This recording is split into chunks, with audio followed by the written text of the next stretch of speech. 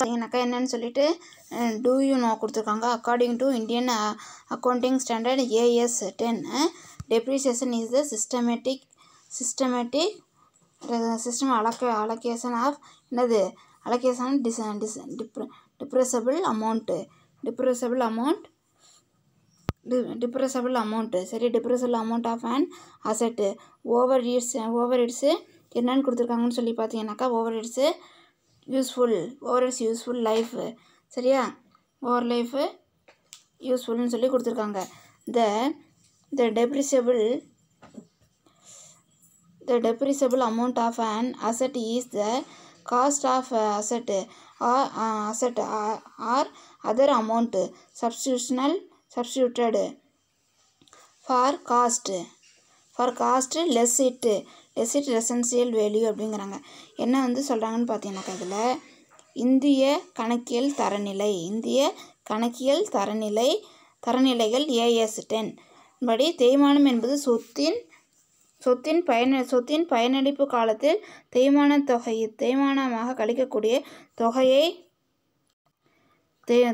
கழிக்கக்கூடிய தொகையை முறையாக ஒதுக்கீடு செய்வதாகும். சொத்திலிருந்து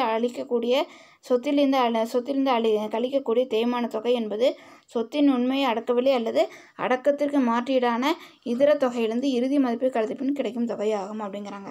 சரியா என்ன வந்து சொல்கிறாங்கன்னு சொல்லி பார்த்தீங்கன்னாக்கா இதில் வந்துட்டு தேய்மானங்கிறது ஒரு சொத்தோட பயனளிப்பு காலம் எவ்வளோ இருக்குது, அதை பயன்படுத்தின அப்புறம் அதோட மதிப்பு வந்து எவ்வளோ இருக்குங்கிறத ரெண்டையும் கழித்து வந்து என்ன பண்ணக்கூடிய அது வந்து கிடைக்கக்கூடியது என்னங்கிறாங்க இறுதி மதிப்பு அப்படின்னு வந்து சொல்கிறாங்க. கழித்த பின் கிடைக்கும் தொகை அப்படிங்கிறாங்க. சரியா அதே நெக்ஸ்ட்டு பார்த்தீங்கன்னாக்கா என்னன்னு சொல்லிட்டு டிசரபிள் அசெட்டு சரியா இதில் வந்துட்டு டிசரபிள் அசெட்டுங்கிறாங்க. டிசரபிள் அசெட் அப்படின்னு சொல்லி பார்த்தீங்கன்னாக்கா தேய்மானம் ஏற்படக்கூடிய சொத்துக்கள் சொத்துக்கள் அப்படிங்கிறாங்க. தேய்மானம் ஏற்படக்கூடிய சொத்துக்கள் சரியா அதே மாதிரி பார்த்தீங்கன்னாக்கா டிசரபிள் என்னது asset fixed asset which are meant for use in the business for more than one accounting price the cost of which can be written off over their useful life சரியா useful life are known as desirable asset. building machinery, vehicles, furniture, computers and equipment are examples of desirable fixed asset. This asset have limited useful life. They are meant for use in the business for production or supply of goods or for administrative purpose அப்படிங்கிறாங்க. சரியா அதே மாதிரி என்ன வந்து சொன்னது these are not meant for resale. சரியா அதே மாதிரி என்ன சொல்கிறாங்கன்னு பார்த்தீங்கன்னாக்கா தேய்மானம் ஏற்படக்கூடிய சொத்துக்கள் அப்படிங்கிறாங்க.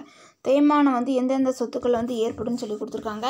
அது என்னன்னு சொல்லி பார்த்தீங்கன்னாக்கா ஒரு கணக்காண்டிற்கு மேல் வணிகத்தில் பயன்படுத்தக்கூடிய நிலை சொத்துக்களின் அடக்கவிலையே அதன் பயனுள்ள வாழ்நாள் காலத்தில் நீடிக்கப்பட முடியும் என்றால் அச்சொத்துக்கள் தேய்மானம் ஏற்படும் சொத்துக்கள் ஆகும். ஒரு கணக்காண்டில் வந்து கணக்காண்டிற்கு ஒரு வருஷத்துக்கு மேலே என்னாகுது அந்த பிஸ்னஸ் கன்சர்ன் அந்த சொத்து வந்து அடக்கவில்லையே அதன் பயனுள்ள வாழ்நாள் அதுவும் லைஃப் ஃபுல்லாக அந்த காஸ்ட் ப்ரைஸ் வந்து ஃபுல்லாக என்ன பண்ணுறாங்க அதோட லைஃப் வந்து இருக்கும்னு சொல்லி நம்ம பார்த்தோன்னா அது என்னன்னு சொல்லி சொல்கிறாங்கன்னு பார்த்தீங்கன்னாக்கா அது என்னது சொத்துக்கள் தேய்மானம் ஏற்படுகிற சொத்துக்கள். அது எக்ஸாம்பிள் பார்த்தீங்கன்னாக்கா என்ன கொடுத்துருக்காங்க எக்ஸாம்பிள் நம்மளுக்கு இதில் உதாரணமாக கட்டடங்கள், இயந்திரம், வாகனங்கள், அறைகளின் கணினி மற்றும் உபகரணங்கள் சொத்துக்கள். சரியா குறிப்பிட்ட பயனளிப்பு காலம் மட்டுமே பெற்றுள்ளன.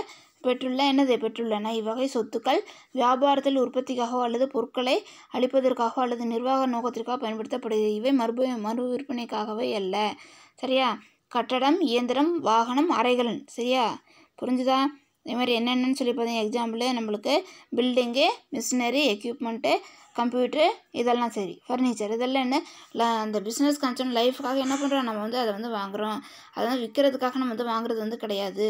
சரியா இவ்வகை சொத்துக்கள் உற்பத்திக்கு மேனுஃபேக்சரிங்க்கு இல்லாட்டி பொருளை வந்து கொடுக்குறதுக்காக என்ன பண்ணுறாங்க அது வந்து மேனேஜ்மெண்ட்டோட எய்முக்காக, அது பிஸ்னஸ் மோட்டிவ்க்காக மட்டும்தான் என்ன பண்ணுறாங்க, அட்மினிஸ்ட்ரேட்டிவ் பர்பஸ்க்காக மட்டும்தான் என்ன பண்ணுறாங்கனாக்கா அதை வந்து வாங்குறாங்க. இது வந்து சேல் பண்ணுறதுக்கு என்ன வந்து கிடையாது, இவை மறு விற்பனைக்காக அல்ல, ரீசேலுக்கு வந்து இதை வந்து கொண்டு வரதில்லை அப்படிங்கிறாங்க. சரியாப்பா. அதேமாதிரி நெக்ஸ்ட் என்னன்னு சொல்லி பார்த்தீங்கன்னா,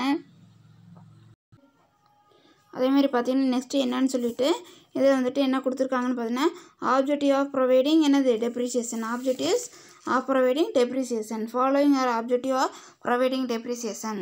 சரியா. To find out the true profit or loss according to matching the principle, the expenses incurred during a period must be matched with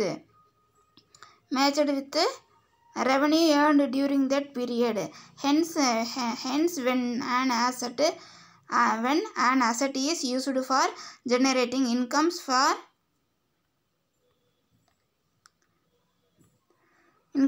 business, the cost of the asset attributable to the use, the reduction in the book value of the asset proportionate to the benefit derived from it should be charged against the revenue. This is to be done to find out the true cost of production and profit or loss of the business for every accounting period அப்படிங்கிறாங்க. சரியா. என்ன வந்து சொல்கிறாங்கன்னு பார்த்தீங்கன்னாக்கா, இதில் வந்துட்டு தேய்மானம் நீக்க வேண்டியது நோக்கங்கள். சரியா. இதில் வந்துட்டு ஆப்ஜெக்டிவ் ஆஃப் என்னது, objective of providing depreciation to find out the true profit or loss. சரியா. சரியான லாபம் அல்லது நட்டம் கண்டறிய, சரியான லாபம் அல்லது நட்டம் கண்டறிய பொறுத்துகை கோட்பாட்டின்படி ஒரு கணக்காண்டில் செய்த செலவுகளை அந்த காலத்தில் ஈட்டிய வருமானத்தின்னு பொருத்தி பார்க்க வேண்டும். சரியா. புரிஞ்சுதா. அப்போ வந்து என்ன பண்ணணும்னு சொல்லிவே மேட்சிங் பிரின்சிபல் பிரகாரம் என்ன பண்ணணும், பொறுத்துகை கோட்பாடு நம்ம செகண்ட் லெசனில் வந்து படிச்சிருப்போம். சரியா. அது பிரகாரம் என்ன பண்ணணும்னு சொல்லி பார்த்தீங்கன்னாக்கா, ஒரு கணக்காண்டில் எவ்வளோ வந்து செய்த செலவு என்ன, அந்த காலத்தில் வந்து ஈட்டிய வருமானம் என்ன, ரெவன்யூ என்ன, எக்ஸ்பென்சஸ் என்னங்கிற என்ன பண்ணணும், ரெண்டையும் வந்து நம்ம மேட்ச் வந்து பண்ணி வந்து பார்க்கணும். எனவே வணிகத்தில் வருமானத்தை பெருக்குவதற்கு சொத்துக்களை பயன்படுத்தும் போது பயன்பாட்டிற்குரிய சொத்தின் அடக்கவிலை, அதாவது பயன்பாடு பெறுவதற்கேற்ப ஏட்டின் மதிப்பில் ஏற்படும் குறைவு வருவாயுடன் பொருத்தி பார்க்கப்பட வேண்டும். சரியா. அது என்ன சொல்கிறாங்கன்னு பார்த்தீங்கன்னா, வணிகத்தில் வருமானத்தை அந்த பிஸ்னஸ் கன்சர்னில் என்னது ரெவன்யூ வந்து இன்க்ரீஸ் பண்ணுறதுக்காக சொத்துக்களை வந்து பயன்படுத்தும் போது பயன்பாட்டிற்குரிய சொத்தோட அடக்கவிலை வந்து எப்படி இருக்குனாக்கா, அடக்கவிலையை அதாவது பயன்பாட்டு பெறுவதற்குரிய ஏட்டின் மதிப்பில் ஏற்படும் குறை, இப்போ எவ்வளோ லேக்குன்னு வந்து இருக்குது, தௌசண்ட்ஸில் இருக்குனாக்கா அதோட மதிப்பும் வருவாயுடன் பொருத்தி வரணும். எவ்வளோ வந்து நம்ம வந்து இந்த மிஷினரி வாங்கியிருக்கோம், இது மூலமாக நம்மளுக்கு எவ்வளோ வந்து வந்திருக்குதுங்கிறது என்ன பண்ணணும், நம்ம வந்து அதை வந்து கம்பேர் பண்ணி வந்து பார்க்கணும் அப்படிங்கிறாங்க. சரியா. அதே மாதிரி பார்த்தீங்கன்னா நெக்ஸ்ட் என்னன்னு சொல்லிட்டு உண்மையான இதில் வந்துட்டு to present the true and fair view of financial position அப்படிங்கிறாங்க. சரியா. இதில் வந்துட்டு when the depreciation is charged and fixed asset, the book value of fixed asset are reduced to that extent and the remaining value is so in the balance sheet. சரியா. the balance represent the value of benefit that is yet to be derived from them. The written down value is the true value of என்னது, true value of fixed asset which represent cost not yet written off. The balance sheet must represent a true and fair view of financial status. Hence fixed asset must be so at there at written down value அப்படிங்கிறாங்க. சரியா. புரிஞ்ச. உண்மையான மற்றும் நியாயமான நிதிநிலை உணர்த்த நிலை சொத்துக்களின் மீது தேய்மானம் நீக்கப்படும் போது நிலை சொத்தின் ஏட்டு மதிப்பு அதன் தேய்மான தொகை அளவு குறைக்கப்பட்டு மீதி தொகை இருப்பு நிலை குறிப்பில் காண்பிக்கப்படுகிறது. சரி. ஃபிக்ஸட் அசட்டை வந்து என்ன பண்ண டெப்ரிசியேஷன் வந்து நம்ம வந்து பண்ணும்போது அதோட புக் வேல்யூ என்ன, சரி அது புக் வேல்யூ என்ன, ஃபிக்ஸட் அசட்டோட புக் வேல்யூ என்ன, அதே மாதிரி அது மேலே என்ன இருக்குது, நம்ம வந்து தேய்மான தொகை அந்த புக் வேல்யூவோட என்ன பண்ணுறோன்னு சொல்லி பார்த்தோன்னா அதோட வேல்யூ என்ன அப்படிங்கிறத கால்குலேட் பண்ணி எத்தனை பெர்சன்டேஜுங்கிறத என்ன பண்ணுறோம் கால்குலேட் பண்ணி அதை வந்து பேலன்ஸ் ஷீட்டில் என்ன பண்ணுறோம் அதை வந்து காமிக்கிறோம். இருப்புநிலை குறிப்பில் என்ன பண்ணுவோம் அசட் சைடு வந்து காமிப்போம். சரியா, பேலன்ஸ் ஷீட்டில் அசட் சைடு வந்து இருப்புநிலை குறிப்பில் சொத்துக்கள் பக்கம் என்ன பண்ணுவோம்னு சொல்லி பார்த்தீங்கன்னாக்கா அதை போய் காமிப்போம் அப்படிங்கிறாங்க. சரியாப்பா. அதேமாதிரி நெக்ஸ்ட்டு என்னன்னு சொல்லி பார்த்தீங்கன்னாக்கா இதில் வந்துட்டு மீதி தொகை இருப்புநிலை குறிப்பில் காண்பிக்கப்படுகிறது. மீதமுள்ள தொகை அச்சொத்திலிருந்து இன்னும் பெற வேண்டிய பலன்களை குறிக்கிறது. மீதி வந்து இருக்கிறது என்ன பண்ணுது, திரும்பி வந்து நம்ம வந்து அதை வந்து வாங்கக்கூடிய திரும்பி வந்து பெறக்கூடியதை வந்து அதை வந்து குறிக்குதுங்கிறாங்க. குறைந்த செல்லும் இருப்பானது நிலை சொத்தின் உண்மை மதிப்பினை அதாவது இன்னும் எழுதி நீக்கப்படாத அடக்கொலையை குறிக்கிறது. சரியா, அந்த குறைந்த செல்லுனாக்கா இது வந்துட்டு ரிட்டன் டவுன் வேல்யூ மெத்தட் அப்படிம்பாங்க. அதில் வந்து என்ன ஆகுதுனாக்கா இன்னும் நம்ம வந்து என்ன வந்து எழுதலைங்கிறது என்ன பண்ணுது, அது வந்து மென்ஷன் வந்து பண்ணுது. காஸ்ட் அண்ட் ப்ரைஸ் என்னங்கிறத அது வந்து மென்ஷன் வந்து பண்ணுது. இருப்புநிலை குறிப்பானது உண்மையான மற்றும் நியாயமான நிதிநிலையை உணர்த்த வேண்டும். சரியா, பேலன்ஸ் ஷீட் வந்து என்ன பண்ணணும்னு சொல்லி பார்த்தீங்கன்னாக்கா என்ன பண்ணணும், அது வந்து உண்மையான ட்ரூவாக இருக்கணும். அதை வந்து வெளிப்படுத்துறது எப்படி இருந்திருக்குன்னா true and fair view of financial position. ஓகேவா, ஆகையால் நிலை சொத்துக்கள் அதன் குறைந்து செல் மதிப்பில் காண்பிக்க வேண்டும். சரியா, அதேமாதிரி அதோட இதை வந்து எப்படி வந்து காட்டணும்னு சொல்லி பார்த்தீங்கன்னா எந்த பொசிஷன் ரிட்டன் டவுன் வேல்யூ மெத்தடில் காட்டினதா அதோட பொசிஷன் அந்த ஃபினான்ஷியல் பொசிஷன் வந்து ட்ரூங்கிறத நம்ம வந்து தெரிஞ்சுக்க வந்து முடியும்.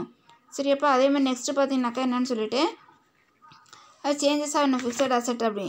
சரியா, இதில் வந்து என்ன கொடுத்துருக்காங்கன்னு பார்த்தீங்கன்னாக்கா to facilitate replacement of fixed asset when the depreciation is debited to profit and loss. அதே மாதிரி பார்த்தீங்கன்னாக்கா என்னன்னு சொல்லிட்டு இதில் வந்துட்டு நிலை சொத்துக்களின் மீது தேய்மானம் நீக்கப்படும் போது நிலை சொத்தின் ஏட்டு மதிப்பு அதன் தேய்மான தொகை அளவிற்கு குறைக்கப்படும். சரியா, அந்த ஃபிக்ஸட் அசெட்டை வந்து என்ன பண்ண டெப்ரிசியேஷன் வந்து நம்ம கால்குலேட் வந்து பண்ணுறோம்னாக்கா அந்த ஃபிக்ஸட் அசெட்டோட என்னது டெப்ரிசியேஷன் எவ்வளோங்கிறத குறைச்சி பார்த்து மீதி தொகையை வந்து என்ன பண்ணுவோம் பேலன்ஸ் ஷீட்டில் என்ன பண்ணுவோம் நம்ம வந்து அதை வந்து காட்டுவோம் அப்படிங்கிறாங்க.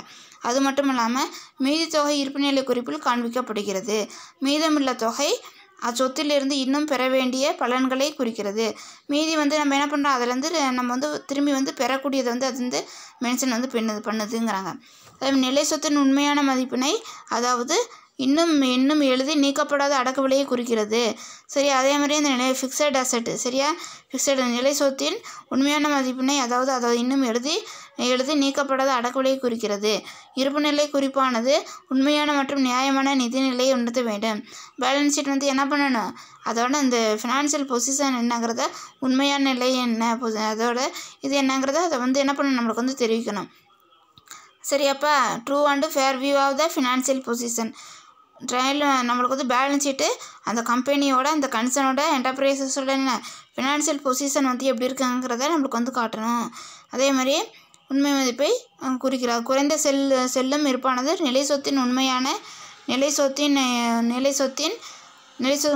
மதிப்பினை அதாவது இன்னும் எழுதி நீக்கப்படாத அடக்குறையை குறிக்கிறது. சரி, அப்போ இதில் வந்து என்ன சொல்கிறாங்கனாக்கா ரிட்டர்ன் டவுன் வேல்யூ மெத்தடில் ஃபிக்ஸட் அசெட்டோட ரியல் அமௌண்ட்டு சரியா ஒரிஜினல் அமௌண்ட்டுங்க என்னங்கிறத என்ன பண்ணுது அதை வந்து லெஸ் பண்ணாமல் என்ன பண்ணுறாங்க அப்படியே வந்து இதில் வந்து காட்டுறாங்க. இருப்புநிலை குறிப்பானது உண்மையான மற்றும் நியாயமான நிதிநிலையை உணர்த்த வேண்டும். பேலன்ஸ் ஷீட் வந்து என்ன பண்ணணும்னு சொல்லி பார்த்தீங்கன்னா அதோட ட்ரூ வேல்யூ என்னங்கிறது என்ன பண்ணணும் அது வந்து நம்மளுக்கு வந்து காட்டணும். ஆகையால் நிலை சொத்துக்கள் அதன் குறைந்த செல் மதிப்பில் காண்பிக்கப்படும். சரி, அதனால் ஃபிக்ஸட் அசெட் என்ன பண்ணுவாங்க அதோட ரிட்டர்ன் டவுன் வேல்யூ மெத்தடில் என்ன பண்ணுவாங்க அதை வந்து காட்டுவாங்க. அதே மாதிரி நெக்ஸ்ட்டு தேர்ட் ஒன் பார்த்தீங்கன்னாக்கா to facilitate replacement of fixed asset அப்படிங்கிறாங்க. இதில் வந்து என்ன சொன்னாங்க when the depreciation is debited to profit and loss account and equal amount is either retained in the business or invested outside the business when the useful life of an asset come to an end a new asset can be purchased by using the resources available in the business அப்படிங்கிறாங்க. சரியா, இதில் வந்து என்ன சொல்கிறாங்க நிலை சொத்தினை மாற்றுவதற்காக லாப நட்ட கணக்கில் என்ன பண்ணுதுன்னு சொல்லி பார்த்தீங்கன்னா அது லாப நட்ட கணக்கில் தேய்மானம் பற்று வைக்கப்படும் போது சரியா ப்ராஃபிட் அண்ட் லாஸ் அக்கௌண்ட்டில் டெப்ரிசியேஷன் என்ன பண்ண டெபிட் பண்ணுவோம். சரியா, அதுக்கு சமமான தொகை வணிகத்தில் தக்க வைக்கப்படுகிறது. அதுக்கேற்ற மாதிரி என்ன பண்ண டெப்ரிசியேஷனுக்கு ஈக்குவலான அமௌண்ட்டை அந்த கன்சல்ட் என்ன பண்ணிக்கிறாங்க, அதை வந்து கொண்டு வராங்க அப்படிங்கிறாங்க. ரீப்ளேஸ்மெண்ட் வந்து பண்ணுறாங்க.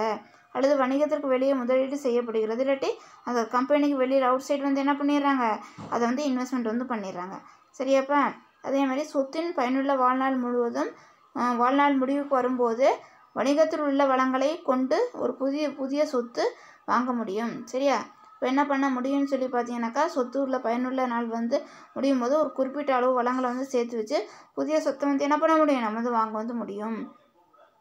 அதே மாதிரி to avail tax benefit as per the Indian income tax act while computing tax and business income depreciation அப்படிங்கிறாங்க. சரியா, depreciation is deductible from income, hence